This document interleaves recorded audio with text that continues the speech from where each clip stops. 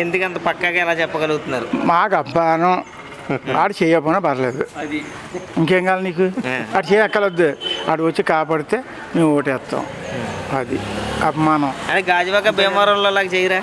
ఎలాగా? అలాగ ఉండదు ఇక్కడ. ఇక్కడ అవ్విన తర్వాత వచ్చి ఆ తర్వాత చూద్దాంలే. ఇప్పుడు ఎందుకు నీకు చెప్పడం? ఊళ్ళో రమ్మంటారా? అప్పుడు రా, అప్పుడు వచ్చిన తర్వాత మేము దాదాపు ఎంత మెజారిటీ వస్తుంది అంటారు? దాదాపు లక్ష అనుకుంటున్నాం మేము. లక్ష అనుకుంటున్నాం. ఇక 1,20,000 రావచ్చు, 1,50,000 ఇంకా వదలే. లక్ష అని అనుకుంటున్నారు పేదలు. తక్కువ రాదు, ఆనకు కూడా రా నువ్వు. ఇంకా ఎవరు చెప్పకదు బాబు. ఏకదెబ్బే. ఏకదెబ్బ అంటే ఎవరికి? గీత గారికా? మావిడే చెప్పాడు. వంగ గీత గారికా? దెబ్బే. వంగ గీత గారికి ఉంది, వంగ గీత గారి ఉంది. ఎవరన్నా ఒకటి ఏకదెబ్బ అని అంతే. అంటే పవన్ కళ్యాణ్ గారికి వేస్తారా, గీత గారికి వేస్తారా? అది నాకు వచ్చి ఇంకేం తెలుస్తుంది? ఇంకా టైం ఉంది కదా. ఇంకేం చెప్పరారా? ఇంకా టైం ఉంది కదా. ఈ 4 రోజులు ఆలోచించుకుని చెప్తారా? అలాగే మూమెంట్ ఇప్పుడు ఎలక్షన్ చదవ ఉంటుందంటే దగ్గర చేసి ఓసారి నిలబోంటే వేస్తారు.